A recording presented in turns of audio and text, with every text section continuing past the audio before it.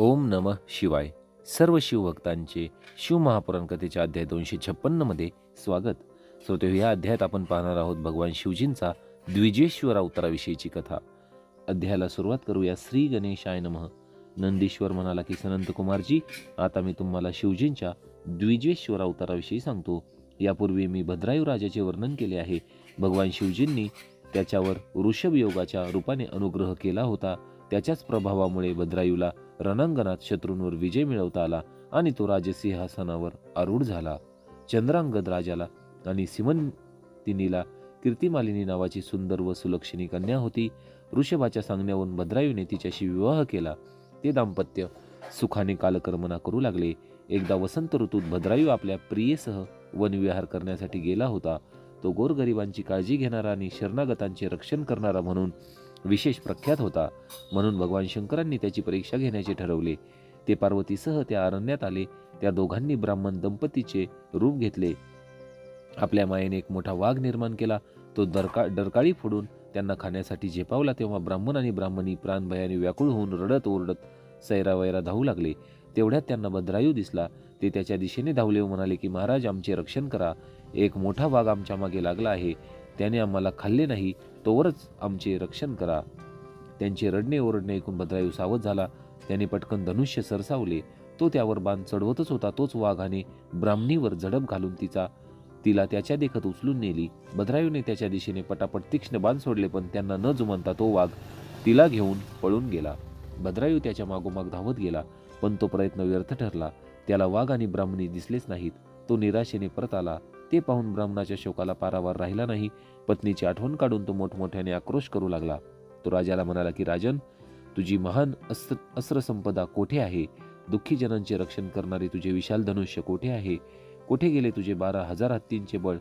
शत्रूंच्या हृदयात धडकी भरवशील असा नाद उत्पन्न करणारा तुझा शंख, तुझे प्रसिद्ध तलवार, तुझे मंत्र यांचा येथे काय उपयोग झाला? आज तुझे सामर्थ्य कुचकामी ठरले.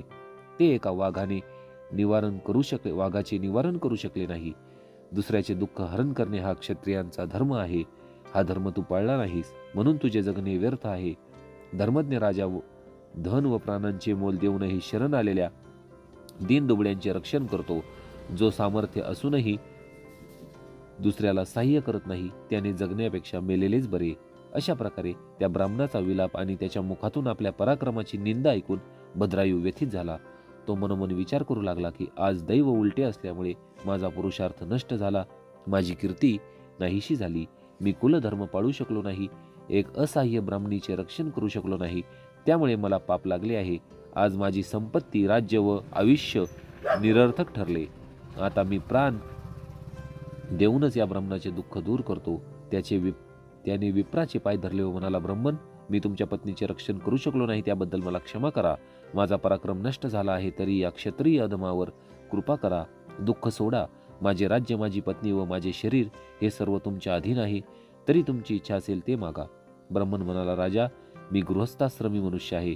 ज्याप्रमाणे आंधळ्याला आरशाचा, भिक्षुकाला घराचा किंवा मूर्खाला पुस्तकाचा काहीही उपयोग होत नाही, त्याप्रमाणे तुझ्याकडून प्राप्त झालेल्या धनाचा किंवा अन्य गोष्टींचा मला काहीही उपयोग नाही.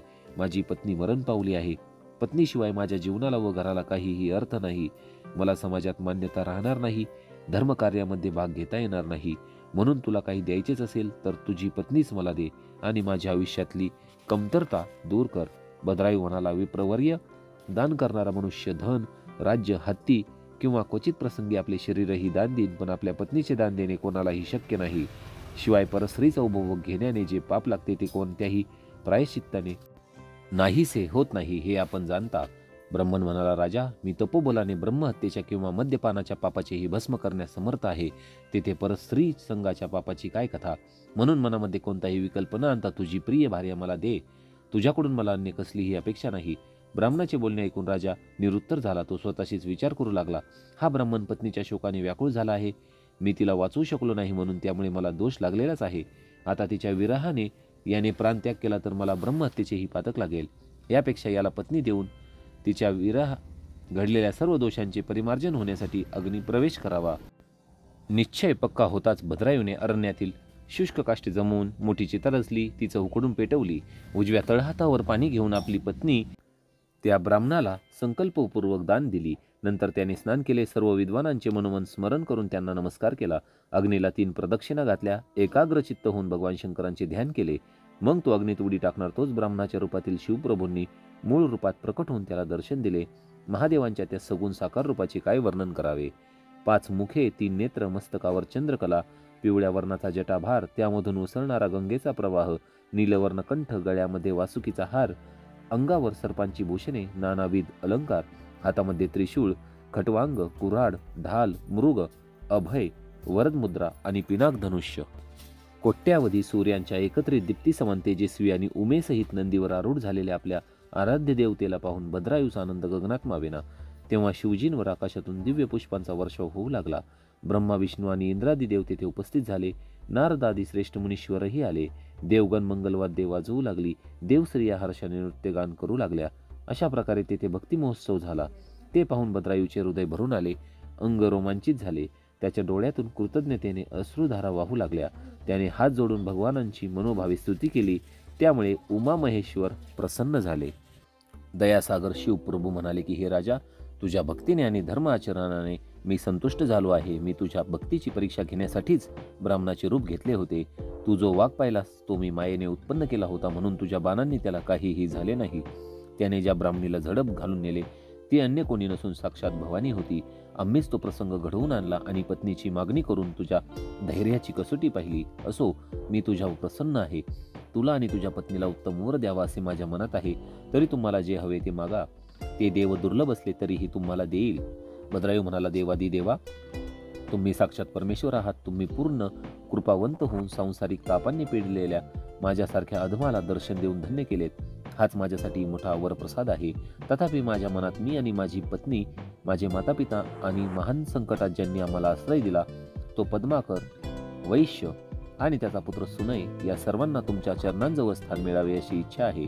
ती पूर्ण करा. कीर्तिमालिनी म्हणाली, हे प्रभू, माझा पिता चित्रांगद आणि माता सुमंतिनी तुमचेच भक्त आहेत. त्यांनाही तुमच्या पायांजवळ जागा द्या अशी विनंती आहे. त्यांना अपेक्षित वर देऊन भक्तवत्सल भगवान शंकर अंतर्धान पावले. देवही आपापल्या स्थानी गेले. भद्रायूने आपल्या पत्नीसह सुखाने संसार केला. त्याने 10,000 वर्षे उत्तम राज्य केले. प्रजाजनांचे पालन पोषण आणि संरक्षण करून त्यांना सुखात ठेवले. त्यानंतर आपल्या पुत्राला राजसिंहासनावर बसून तो पत्नीसह शिवलोकी गेला. चित्रांगद आणि सीमंतिनी यांनाही शिवपदाची प्राप्ती झाली. हे तात, अशा प्रकारे मी तुम्हाला शिवजींच्या द्विजेश्वर अवताराची कथा सांगितली. जो मनुष्य हे परम पवित्र आणि अद्भुत चरित्र नित्य श्रद्धेने श्रवण पठन करतो त्याला शिवपद प्राप्त होते. जो मनुष्य हे कथानक ब्राह्मणाच्या मुखातून लक्षपूर्वक ऐकतो व लोकांनाही ऐकवतो तो आपल्या धर्मकर्मांपासून कधीही ढळत नाही. त्याला परलोकी सद्गती प्राप्त होते.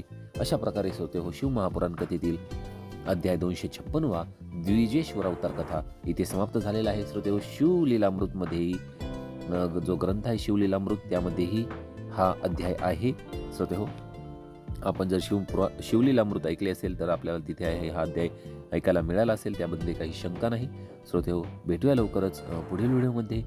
ओम नमः शिवाय. ओम नमः शिवाय.